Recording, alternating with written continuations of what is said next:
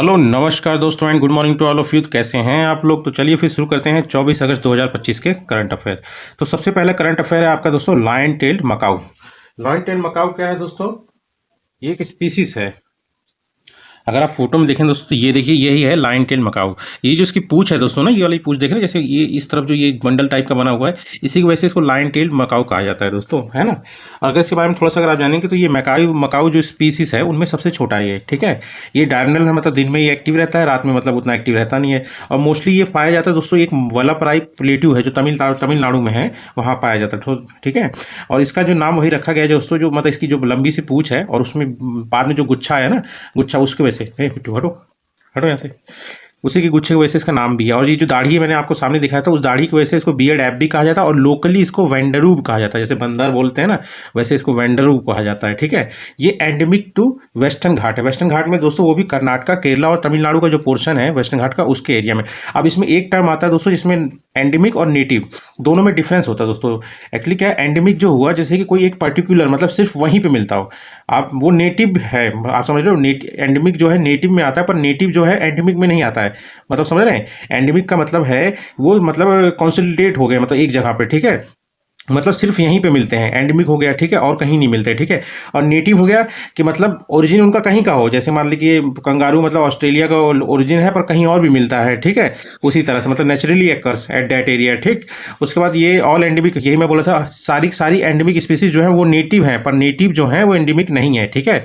Native का मतलब ही होता है कि जगह जगह मतलब अलग अलग जगह पे मिलती हैं, ठीक है। और पर्टिकुलरली उस मतलब एक ओरिजिन होता है, वहाँ से बिलोंग करती हैं। और ओरिजिन सेम इसका इंडोमिक का भी होता है, पर ये लोग वहीं पे लोकेट होकर रह जाते हैं और कहीं नहीं मिलती हैं। एंडेमिक का मतलब ये है, ठीक है। पर नेटिव में ओरिजिन इनका कहीं का भी हो पर अलग अलग जगह पे भी मिल जाती हैं, ठीक है, नेचुरली वो भी, ठीक। अब इनका सबसे मेन जान लीजिए एग्जाम में जो सबसे इंपॉर्टेंट रहता है दोस्तों वो है इनका स्टेटस।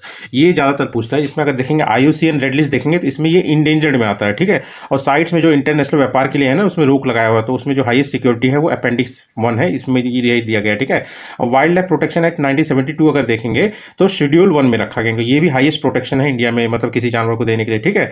अब प्रीवियस ईयर क्वेश्चन जब मैंने देखा तो उसमें कुछ है जो आपको ध्यान रखना चाहिए, जैसे कि मालावर सीवेट है, ये नॉक्टर्नल है, मतलब रात में एक्टिव रहता है। सांभर डियर है, ये भी नॉक्टर्नल है, और प्लस क्रेपस्क्यूलर है। क्रेपस्क्यूलर मतलब जैसे कि डॉन और डस्क आप जानते होंगे, जैसे कि मतलब सुबह जब होता है ना, एकदम स्टार्टिंग में जो सुबह होता है एकदम धुंधला टाइप का, वो हो गया। और डस्क मतलब जब शाम होती है, तो ये दोनों जो टाइम होता है इसमें ज़्यादा एक्टिव रहते हैं सांभर डियर, ठीक है। तो आज का क्वेश्चन है जो कमेंट बॉक्स में आप आंसर दीजिएगा दोस्तों, what is the difference between endemic and native species. इनका एक एक एग्जांपल भी आप लिखिएगा कमेंट में, ठीक है।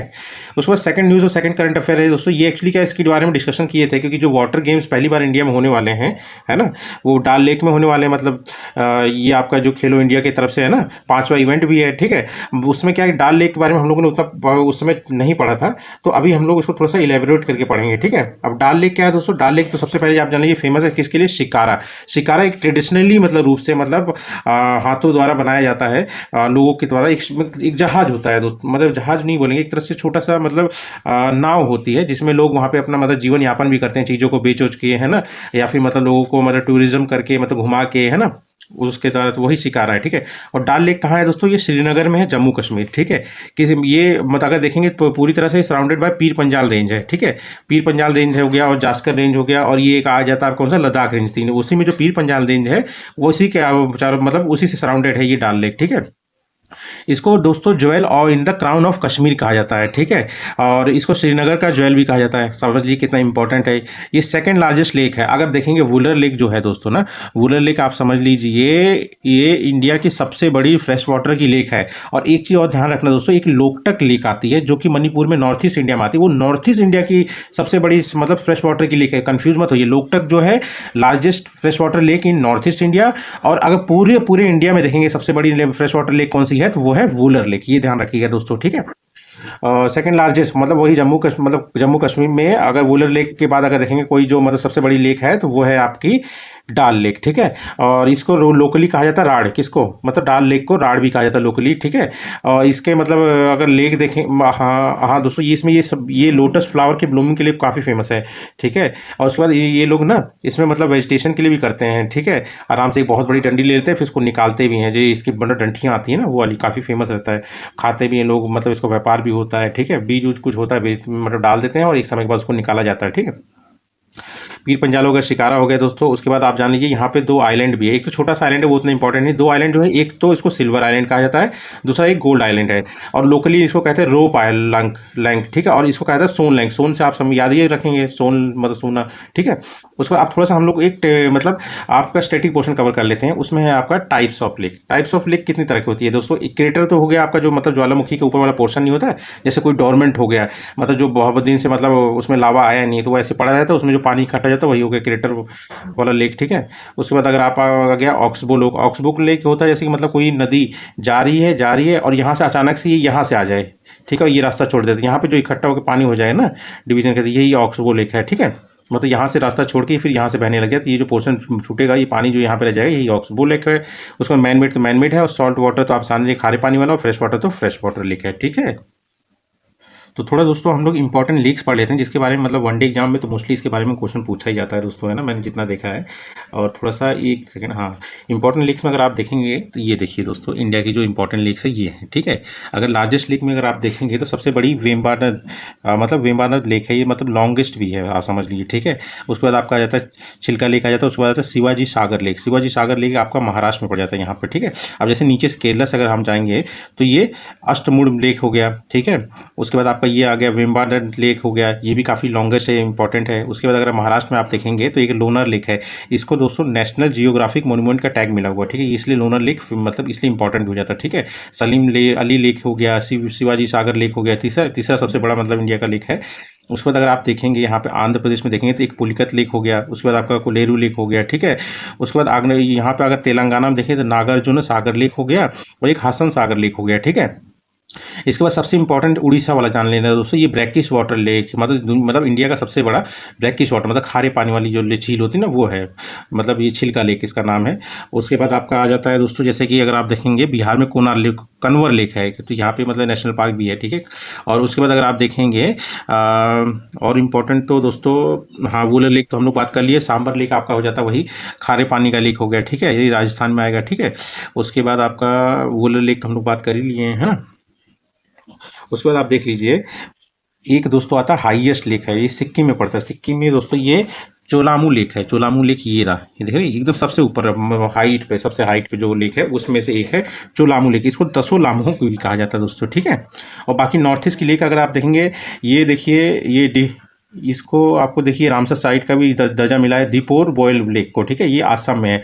एक हाफलोंग भी है लेक, उस मेघालय में अगर देखेंगे उमियम लेक हो गया, मणिपुर में लोकटक लेक, ये नॉर्थ ईस्ट इंडिया की सबसे फ्रेश वाटर लेक है, मतलब सबसे बड़ी फ्रेश वाटर लेक, ठीक है। इसके बाद थर्ड न्यूज़ और थर्ड करंट अफेयर क्या आ जाता है दोस्तों, एक्चुअली क्या ये है गवर्नर के बारे में, है ना।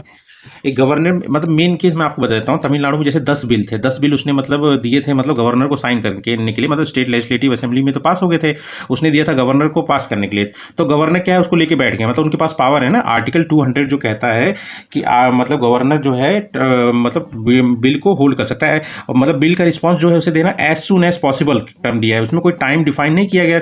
इसलिए ये जो एज सुन एज पॉसिबल वाला टर्म है ना, इसका मिसयूज कर लेते हैं गवर्नर, है ना। अगर मान लीजिए अगर सेंटर में कोई और गवर्नमेंट है और मतलब स्टेट में कोई और गवर्नमेंट है, ठीक है, तो कोई भी बिल अगर वो स्टेट वाला लाएगा, वो वाली गवर्नमेंट, तो जो सेंटर वाली गवर्नमेंट है, क्योंकि उसी के द्वारा मतलब नॉमिनेट होते हैं ये, ठीक है, अपॉइंट होते हैं गवर्नर, तो वो कैसे जाएंगे, है ना।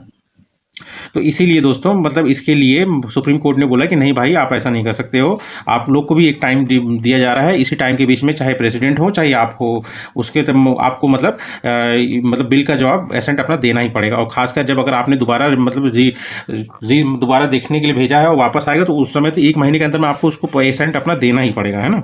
तो इसमें जैसे आर्टिकल 142 एक आता है, आर्टिकल 142 है, हाँ शायद, है ना, एक सेकंड दोस्तों मैं कंफर्म कर, नहीं, आर्टिकल 143, इसके तहत क्या होता है, प्रेसिडेंट कोई भी क्वेश्चन पूछ सकते हैं कि मतलब राय एडवाइस ले सकते हैं सुप्रीम कोर्ट से। तो सुप्रीम कोर्ट अलाउ नहीं है कि मतलब उसको राय दे ही, जरूरी नहीं है, अगर देना चाहे तो दें, ठीक है। तो उसमें इन्होंने पूछा था क्या प्रेसिडेंट भी, मतलब प्रेसिडेंट ने कुछ क्वेश्चन किए थे, 14-15 शायद सब क्वेश्चन थे, कि मतलब क्या प्रेसिडेंट भी मतलब कंपलसरी है उसको मतलब टाइम पे मतलब ये चीज़ें करना, मतलब आप प्रेसिडेंट को भी बाउंड कर रहे हो इस चीज़ के लिए, ठीक है। मतलब ये सब चीज़ें हुई थी। तो बाद में मतलब वही बोला कि मतलब अगर मान लीजिए कहीं भी मतलब ऐसी भी चीज़ आएगी मतलब जहाँ पे मतलब डिसीजन लेना मुश्किल है, तो वहाँ पे सुप्रीम कोर्ट आएगा ही, क्योंकि सुप्रीम कोर्ट को कहा गया कस्टोडियन ऑफ द मतलब कॉन्स्टिट्यूशन, मतलब यही है एक मतलब जो गार्जियन है, गार्जियन कहा जाता है, as a guardian of constitution हम लोग ऐसे फैसले ले सकते हैं, ठीक है, लोगों के हक में। तो हम लोग यहाँ पे इंपॉर्टेंट थोड़ा गवर्नर के बारे में जानते हैं दोस्तों। तो आर्टिकल 153 कहता है कि हर स्टेट में एक गवर्नर होना चाहिए, और खासकर एक बात और जान लीजिए दोस्तों, एक आदमी जो है एक से ज़्यादा स्टेट का भी गवर्नर हो सकता है, ये भी मतलब दिया गया है 153 में। और आर्टिकल 157 और 158 में इसकी एलिजिबिलिटी बताई गई है किसकी, गवर्नर की, ठीक है। मतलब इंडियन सिटीजन होना चाहिए, 35 साल प्लस एज होना चाहिए, कोई MP MLA या कोई मतलब ऑफिस ऑफ प्रॉफिट मतलब नहीं मतलब वो होना चाहिए, ठीक है। उसके बाद आप आर्टिकल 161 देखेंगे तो इनका पावर मिलता है, मतलब जो प्रेसिडेंट की पावर होती है ना वैसे ही पावर होती है, जैसे किसी को माफ़ करने के लिए। पर एक बात जान लीजिए, अगर इसने मतलब ये जो पावर यूज़ किया, जैसे पार्डन माफ़ करने के लिए या फिर किसी सज़ा को मतलब टेम्परेरी पोस्टपोन करने के लिए या किसी सज़ा को कम करने के लिए, इन सबको मतलब कोर्ट में मतलब आप मतलब कोर्ट में दोबारा लाया जा सकता है, मतलब आप समझ लीजिए रिव्यू जुडिशियल रिव्यू के लिए मतलब डाला जा सकता है, ठीक है। ऐसा नहीं कि मतलब इन्होंने दे दिया तो और मतलब मान लिया जाएगा, ऐसा कुछ नहीं है, जुडिशियल रिव्यू में आता है, ठीक है। पार्डन हो गया, जैसे किसी सज़ा को माफ़ करने, रिप्लाई मतलब किसी मतलब जैसे कि कोई कन्विक्शन है उसको कुछ समय के लिए टेम्परेरी पोस्टपोन कर लेना। रिमिशन हो गया, जैसे कि जो मतलब नेचर है मतलब सजा का उसको चेंज किए बिना बस उसका रिड्यूस कर देना लेंथ को, ठीक है, समय, ठीक है। मतलब ये पावर ऐसे मान लीजिए जैसे प्रेसिडेंट की पावर मतलब स्टेट लेवल पे, ठीक है, ऐसा ही टाइप का है, ठीक है। मतलब एक तरह से प्रेसिडेंट मान लीजिए स्टेट लेवल पे है गवर्नर, ठीक। उसके बाद आ जाता है आर्टिकल 163। आर्टिकल 163 क्या कहता है ना कि गवर्नर कोई भी काम करेगा तो वो सिर्फ और सिर्फ मतलब काउंसिल ऑफ मिनिस्टर की एडवाइस और एड पे काम करेगा, और कुछ पावर्स को छोड़ के, जैसे डिस्क्रिशनरी पावर्स कुछ होती हैं मतलब गवर्नर की, जिसमें मतलब उसको जरूरी नहीं है, जैसे कि अपॉइंटमेंट ऑफ सीएम के लिए जरूरी नहीं है, क्योंकि और अपॉइंटमेंट ऑफ सीएम कहाँ पे, जैसे ये हंग असेंबली हो गई, मतलब जहाँ पे डिसाइड नहीं हो रहा कि कौन मतलब जीतेगा नहीं जीतेगा, ठीक है। उसके बाद मतलब असेंबली को डिसॉल्व करने के लिए उनको मतलब कोई ज़रूरत नहीं है मतलब काउंसिल ऑफ मिनिस्टर से बात करने की। अगर कोई बिल रिजर्व कर रहे हैं प्रेसिडेंट के लिए तब भी उन्हें कोई बात करने की जरूरत नहीं है। अगर वो रिपोर्ट कर रहे हैं प्रेसिडेंट को आर्टिकल 356 के मतलब तहत, मतलब जो प्रेसिडेंट रूल लगाना है ना, तो उसमें भी उनको मतलब काउंसिल ऑफ मिनिस्टर से पूछने की जरूरत नहीं है, और ऐसी और भी पावर है, ठीक है। और एक चाहिए जान लीजिए, यही मैं आपको बता रहा था, गवर्नर चाहे कुछ भी करे, ठीक है, अपने डिस्क्रिशन में, ठीक है, ये क्वेश्चन नहीं किया जा सकता है कोर्ट ऑफ लॉ में, मतलब आप इसको मतलब केस नहीं कर सकते इसके ऊपर, ठीक है। जो भी वो अपने डिस्क्रिशन में करेगा, ठीक है। Anything done by governor in their discretion can not be questioned in a court of law, ठीक है। फिर आ जाता है आर्टिकल 164। आर्टिकल 164 में बस यही बताया गया है दोस्तों कि गवर्नर जो है सीएम और अदर मिनिस्टर्स को अपॉइंट करेगा, ठीक है। उसके बाद आर्टिकल 200, यही है सबसे मतलब डिस्प्यूटेड मतलब लॉ है दोस्तों, मतलब आर्टिकल है जो कि मतलब सबसे ज़्यादा दिमाग खराब करता है। मतलब जो स्टेट में अगर मान लीजिए जो सेंटर में कोई गवर्नमेंट है और उसकी गवर्नमेंट किसी स्टेट में ना हो और उस स्टेट में कोई और गवर्नमेंट है, तो उनके लिए बहुत माथापच्ची वाली चीज़ हो जाती है, ठीक है। आर्टिकल 200 ये कहता है कि गवर्नर को क्या है, अपना एसेंट, कोई बिल अगर आया है उसको अपना एसेंट दे सकता है, उसको विदहोल्ड कर सकता है कुछ समय के लिए, या उसको रिजर्व कर सकता है प्रेसिडेंट के कंसिडरेशन के लिए, ठीक है। अब इसी पर डिस्प्यूट है। अब सुप्रीम कोर्ट ने क्या किया है इसमें, मतलब जो अभी रूल आसपास में जो मतलब चेंज किया था सुप्रीम कोर्ट ने, उसने ये कहा कि आप विथहोल्ड मतलब बिल को अपने पास रख सकते हैं, कितना, 1 महीने के लिए, सिर्फ और सिर्फ अपना एसेंट देने के लिए। अगर आपको एसेंट देना है तो 1 महीने के अंदर में आपको देना पड़ेगा, ठीक है। पर अगर आप रिटर्न कर रहे हो तो 3 महीने के अंदर में आपको रिटर्न करना पड़ेगा, और ये स्पेसिफिक रीजन भी बताना पड़ेगा क्यों रिटर्न किया, ठीक है। अगर आप रिजर्व कर रहे हैं प्रेसिडेंट के कंसिडरेशन के लिए तब भी आपको 3 ही महीना दिया जाएगा, इससे ज़्यादा नहीं। और अगर मान लीजिए आपने जब रिटर्न कर दिया है और रिटर्न करने के मतलब रिटर्न करने के बाद अगर वापस से वो स्टेट लेजिस्लेटिव में पास हो गया और दोबारा आपके पास आया, तो आपको 1 महीने के अंदर अंदर अपना एसेंट देना ही पड़ेगा, ठीक है।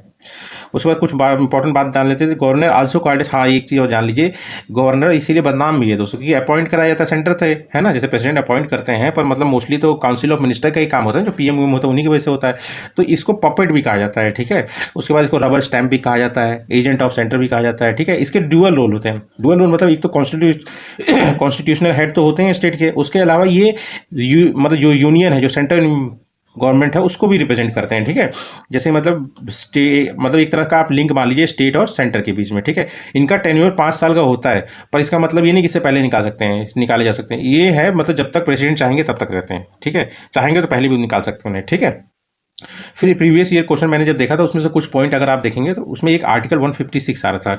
ये हम लोगों ने तो टेन्योर बात कर लिया, 5 साल होता है और प्लेजर ऑफ प्रेसिडेंट होता है, पर आर्टिकल इसका कौन सा है 156। ठीक है, एक है दोस्तों बड़ा इंपॉर्टेंट क्वेश्चन आया था CHSL में, वो है custodian of the constitution of India किसे कहते हैं? ये कहते हैं दोस्तों सुप्रीम कोर्ट को। तो मैंने कुछ आर्टिकल निकाले हैं जो काफ़ी इंपॉर्टेंट है, जो शो करते हैं कि हाँ इसके पास कुछ पावर है जिसकी वजह से मतलब ये कॉन्स्टिट्यूशन की रक्षा और मतलब एज ए गार्जियन काम करता है।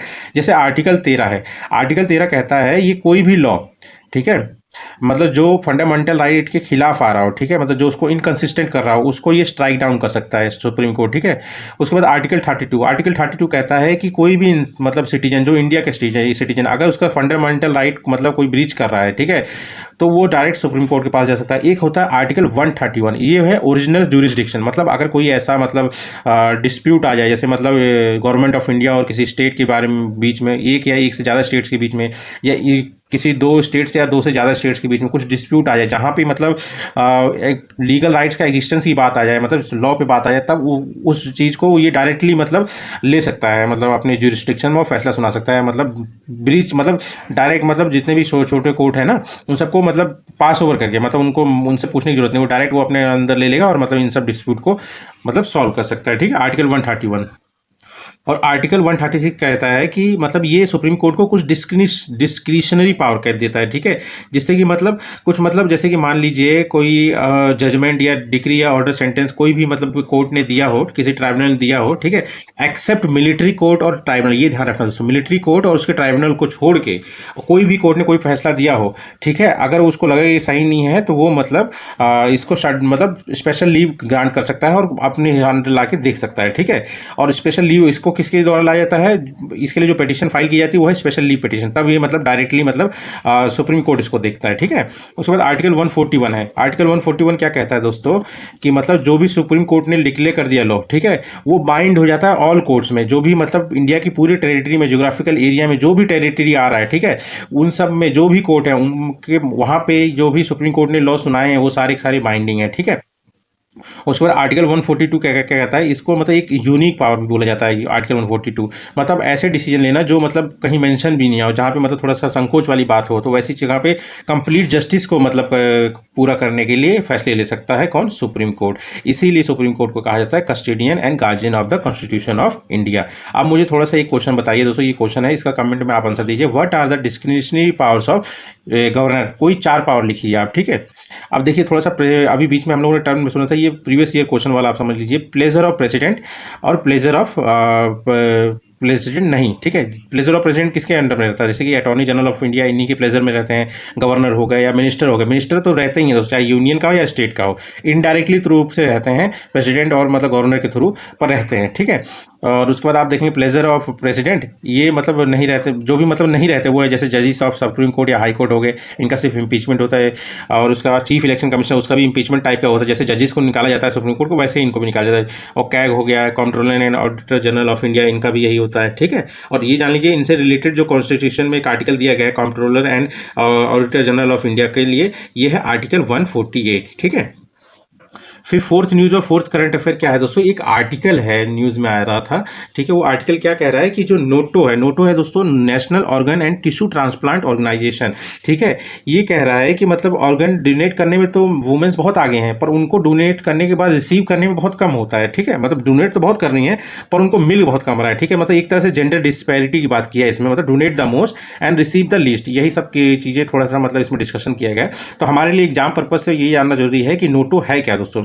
नोटो देखिए इसका फुल फॉर्म तो हम लोग ने जानते हैं, national organ and tissue transplant organisation, मतलब और ऑर्गन और टिश्यू के ट्रांसप्लांट से रिलेटेड, मतलब स्टोरेज से या फिर प्रोक्योरमेंट से लेके पूरे नेशनल लेवल पे जो भी बॉडी काम करती है, स्टेट और स्टेट सेंटर में मतलब रिलेशन इसके बीच में या फिर सामंजस्य बैठाना, सारी चीज़ों का भार इसी के ऊपर है। ठीक है, यही उस चीज़ों को ट्रैक करता है, डील करता है, रेगुलेट करता है। ठीक है, ये इस्टेब्लिश किसके द्वारा हुआ था? ये establish under directorate general of health services, जो कि ministry of health and family welfare के अंडर में आता है। ठीक है, इसका ये जो हेडक्वार्टर है वो न्यू दिल्ली में है, और अगर जो लीगली मतलब इसको पावर देता है या फिर रूल्स डिफाइन है तो वो है दोस्तों थोटा 2011, ये है transplantation of human organs and tissues amendment act 2011।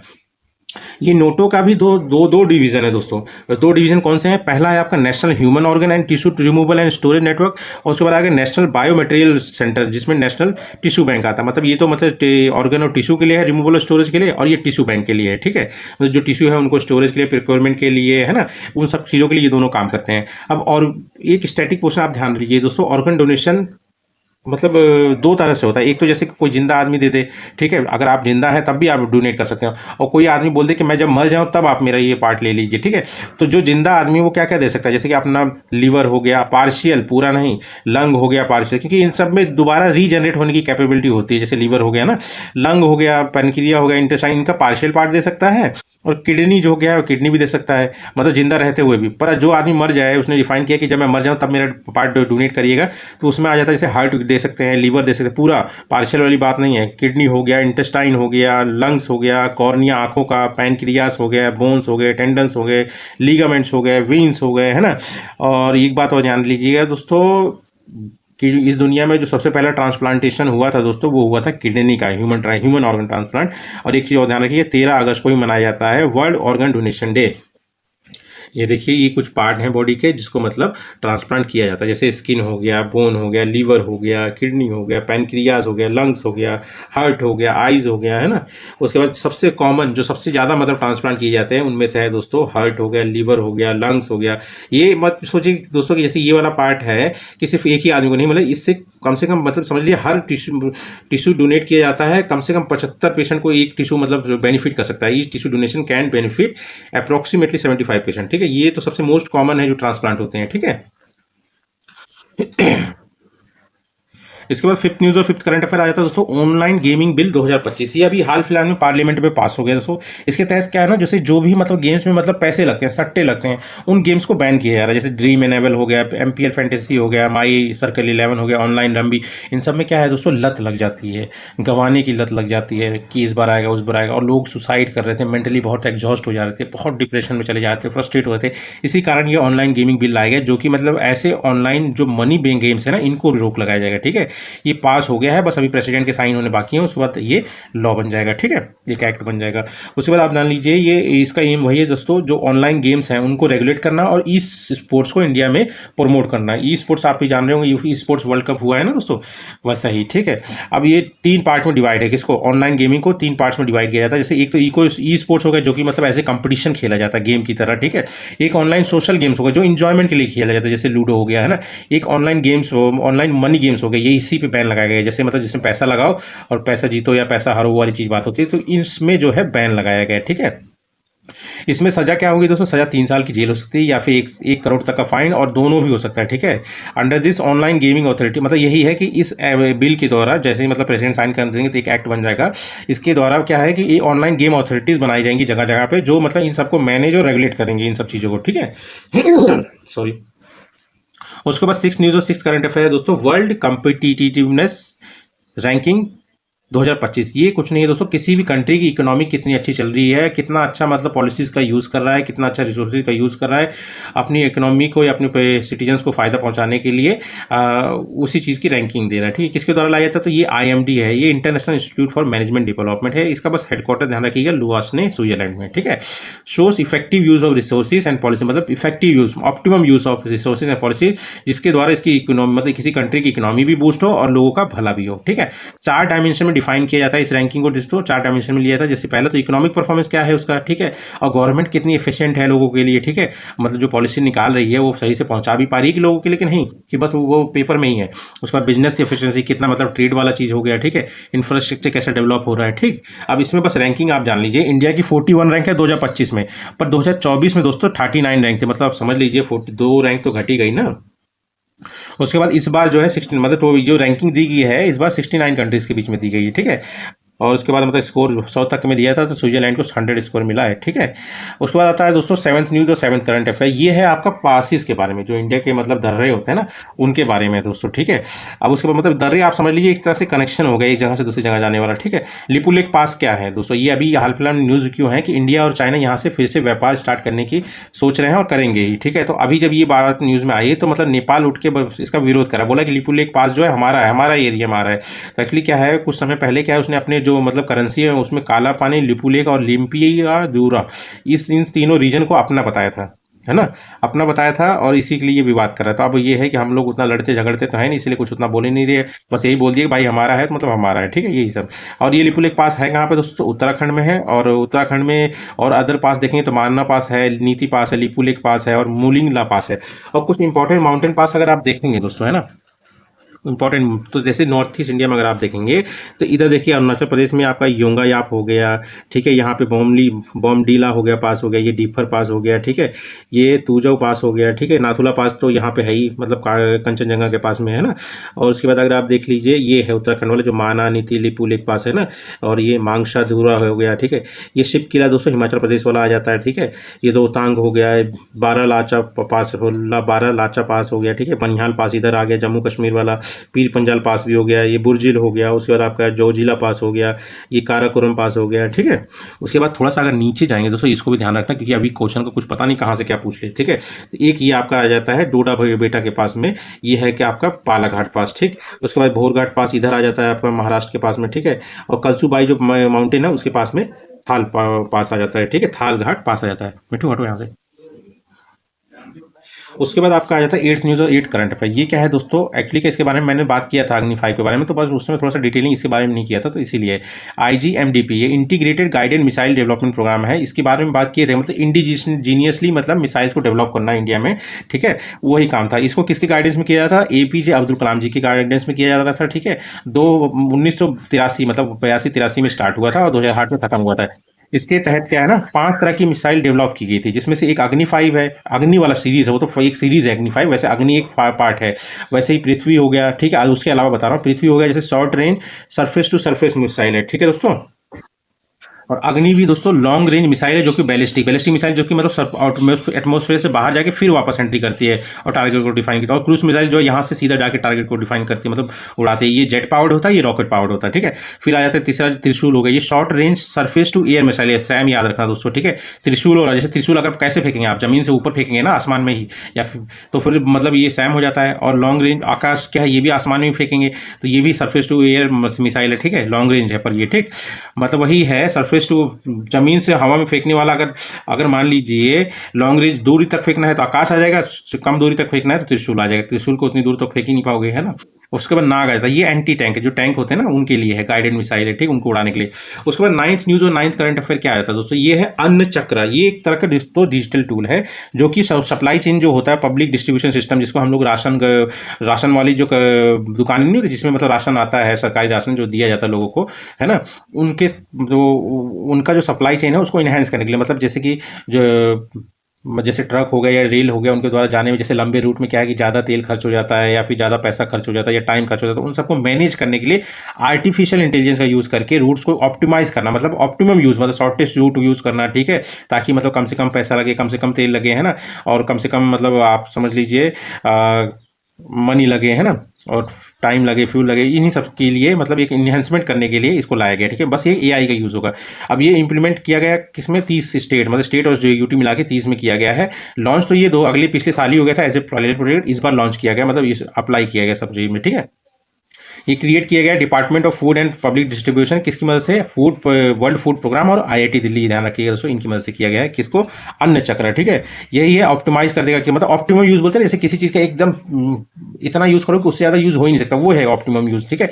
इसी को ऑप्टिमाइज करने के लिए किसको, रूट को, जो भी मतलब फेयर प्राइस शॉप है ना, जैसे फेयर प्राइस मतलब जो राशन की दुकान है उनके तक पहुंचने तक वाला जो रूट है उसको। और ऑल्सो जो फार्मर जो है वायर है, जो मतलब गोदाम में जो अपना अनाज ले जाते हैं ना, वहीं से तो फिर यहाँ पे आता है FPR, उस रूट को भी मतलब मैनेज करना AI सिस्टम की मदद से, ठीक है।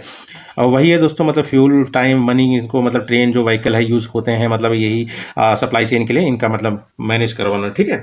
उसके बाद 10th न्यूज़ और 10th करंट अफेयर, बस इतना ध्यान लीजिए। जैसे यूपी में एक मतलब शहर है जिसका नाम है जलालाबाद, लोगों की डिमांड थी कि इसके नाम चेंज करके परशुरामपुरी कर दिया जाए, क्योंकि उनसे रिलेटेड है ना, इसलिए तो अब इसका नाम चेंज करके परशुरामपुरी कर भी दिया गया है, ठीक, लोगों की डिमांड पे, ठीक है। फिर 11th न्यूज़ और 11th करंट अफेयर आपका आ जाता है दोस्तों, national conference on e governance 2025। E governance मतलब आप समझ लीजिए डिजिटली यूज़ करके मतलब गवर्नेंस को मतलब और तेज़ी से करना, ठीक है, वही है, ठीक है। मतलब आप समझ लीजिए डिजिटल डाटा को यूज़ करके या फिर डिजिटली कैसे मतलब इन्हेंस किया जाए गवर्नेंस, मतलब जो सरकार चलाती है ना उसको, ठीक है। जैसे ये तो 28वां एडिशन है इस कॉन्फ्रेंस का, ठीक है। और ये कहाँ हुआ है दोस्तों, ये हो गया आंध्र प्रदेश के विशाखापट्टनम में, ठीक है। इससे पहले जो 27वां था वो मुंबई में हुआ था दोस्तों, महाराष्ट्र के, ठीक है। इसमें वही है कि ई गवर्नेंस को मतलब इंडिया में प्रमोट करना और जो दिक्कतें आ रही हैं उसके बारे में डिस्कस करना। इस बार की थीम है Viksit Bharat civil service and digital transformation. पहली बार ये 1997 में स्टार्ट हुआ था कॉन्फ्रेंस, और इसका मतलब डिस्ट्रीब्यूशन है, ठीक है, हाँ, आल्सो डिस्ट्रीब्यूशन। अब यहाँ पे क्या है, एक नेशनल अवार्ड भी दिया जाता है ई गवर्नेंस के लिए, ठीक है। जो IAS हैं या किसी और ने भी जो अच्छा काम किया हो तो उनको दिया था, इस बार दिया जाएगा, ठीक है। पर ये 22 से 23 सितंबर में होगा, अभी हुआ नहीं है, ठीक है।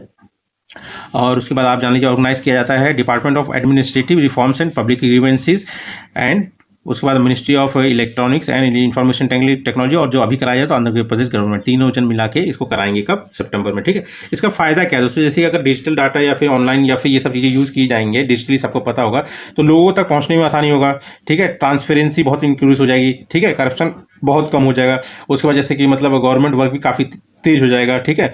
सर्विसेज डायरेक्ट और इजीली पहुंचेंगे सिटीजन्स तक, है ना। उसके बाद 12th न्यूज़ और 12th करंट अफेयर क्या है दोस्तों, ये ध्यान रखना, वर्ल्ड बॉक्सिंग चैंपियनशिप 2025 ये पहला ही एडिशन है दोस्तों। और ये कहाँ पे हो रहा है दोस्तों, लिवरपूल, ये इंग्लैंड में यहाँ पे हो रहा है, 4 से 14 सितंबर तक होगा। ये पहला एडिशन है, इसलिए ध्यान रखना वर्ल्ड बॉक्सिंग चैंपियनशिप पहली बार हो रही है, वो भी लिवरपूल में, ठीक है। किसके द्वारा ऑर्गेनाइज किया था, वर्ल्ड बॉक्सिंग।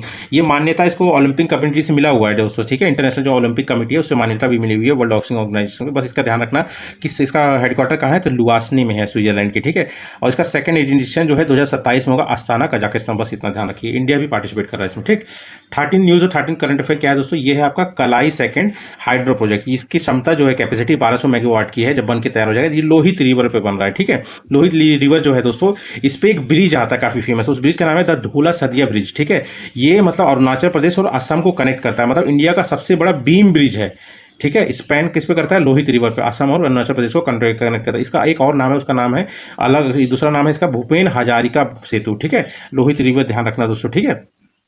और ये प्रोजेक्ट अरुणाचल प्रदेश में बन रहा है। लोहित रिवर मतलब ब्रह्मपुत्र की मतलब एक बहुत ही मेन ट्रिब्यूटरी भी है ये, मतलब इसका जो ओरिजिन अगर आप देखेंगे तो तिब्बत में है, जो कि चाइना का ऑटोनोमस रीजन है। और उसके बाद ये कहाँ कहाँ फ्लो करती है, चाइना से अरुणाचल प्रदेश, और अरुणाचल प्रदेश में जाके असम में ये ब्रह्मपुत्र से मिल जाता है। मतलब 3 जगह, मतलब एक तो तिब्बत छोड़ दो तो इंडिया में तो 2 जगह, अरुणाचल प्रदेश और असम में, ठीक है। और इसके अलावा क्या, हाँ दोस्तों इसमें ध्यान रखना, एक परशुराम कुंड है यहाँ पे अरुणाचल प्रदेश में, ठीक है। ये हिंदुओं का एक धार्मिक स्थल है काफ़ी फेमस, ये भी ध्यान रखिएगा। परशुराम कुंड कहाँ पे है, तो ये लोहित रिवर के किनारे ही है, और ये मतलब अरुणाचल प्रदेश में, ठीक है। ठीक है दोस्तों, तो यही थे आज के करंट अफेयर। तो मिलते हैं हम लोग कल। अगर वीडियो अच्छा लगा तो प्लीज़ सब्सक्राइब करना है और लाइक कमेंट करें, ठीक है। हाँ, क्वेश्चन का आंसर जरूर दीजिए दोस्तों, अगर एक बार आप लिख देंगे तो याद हो जाएगा, ठीक है। Thank you.